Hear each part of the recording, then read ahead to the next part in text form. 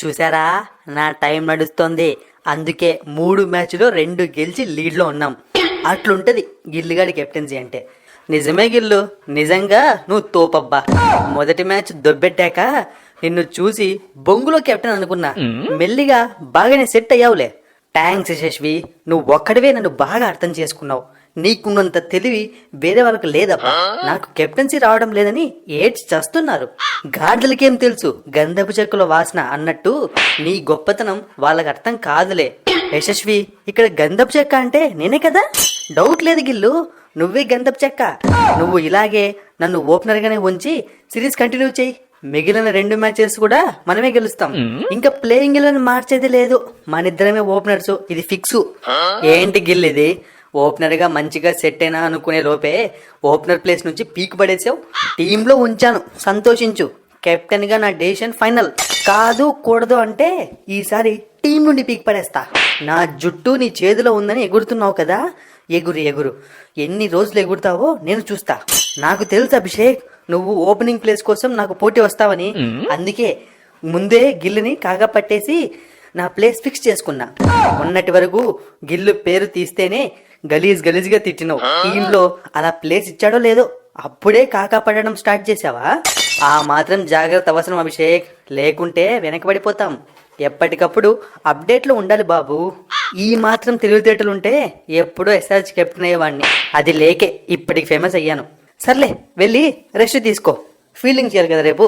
Fielding ఏంటి, batting కూడా చెయ్యాలి. ఇంకో సెంచరీ కొట్టాలని కసి మీద ఉన్నా. మీ కసిని మడిచి కబ్బోర్డ్లో పెట్టేసాయి. అసలు నీకు బ్యాటింగే రాదు.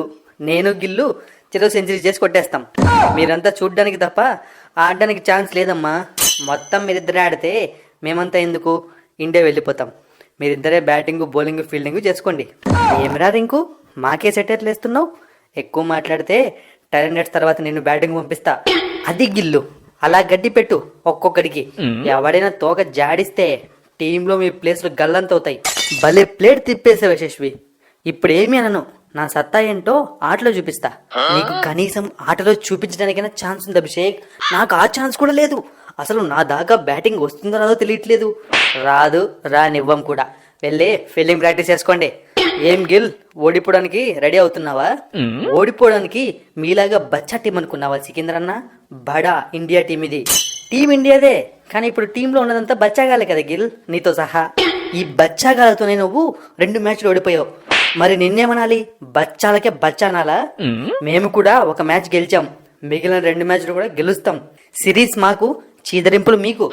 ఏ ఊకో సికింద్రన్న, మా బ్యాటింగ్ చూసావా? ఒక్కొక్కడు బ్యాటింగ్ ఛాన్స్ రావట్లేదని ఆకలి మీద ఉన్నారు. రేపు చూడు, మొత్తం 6లు 4లే. సింగిల్ తీసే ఛాన్స్ కూడా ఉండదు. గిల్లన్నా, నీకెన్నిసార్లు చెప్పాలి గ్రౌండ్ మార్చమని? ఒకే గ్రౌండ్ లో నేను ఆడలేకపోతున్నాను. ఇప్పుడే కదరా చెప్పినా, నీకు ఫీల్డింగే ఎక్కువ. అసలు నీ వరకు బ్యాటింగ్ రాదురా. అలాంటప్పుడు ఏ గ్రౌండ్ లో ఆడితేమని చెప్పు. ఏమో, ఎవడికి తెలుసు, ఫస్ట్ మ్యాచ్ లో లాగా నువ్వు చేతులు ఎత్తితే బ్యాటింగ్ ఖచ్చితంగా వస్తుంది కదా. అంత లేదు. అయినా ఆ ఫస్ట్ మ్యాచ్ ని గుర్తు చేయకురా, నాకు చాలా దరిద్రమైన ఫీలింగ్ వస్తుంది. రేపు నేను రాత్రంతా శుద్ర పూజలు చేస్తా. ఫస్ట్ మ్యాచ్ లో లాగా నువ్వు సరిగ్గా ఆడకూడదు.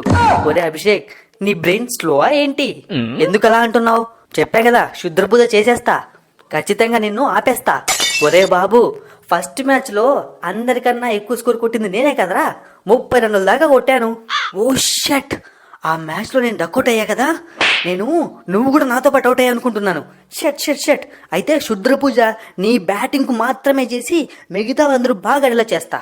ఒరే అభిషేకు, ఆ చేసేదేదో నా పేరు మీద చేయరా. ఒక సెంచరీ కొట్టేటట్టు. హాఫ్ సెంచరీ కొట్టి బోర్ కొడుతుందిరా. సెంచరీ కావాలనిపిస్తోంది.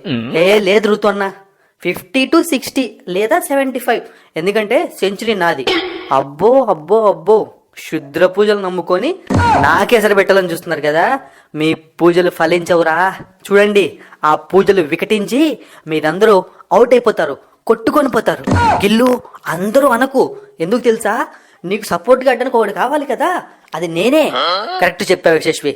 ఇప్పటి నుంచి ఈ 9 మంది ఒక పక్క, మనమిద్దరం ఒక పక్క. నువ్వు రెచ్చిపో, నేను చూసుకుంటాను.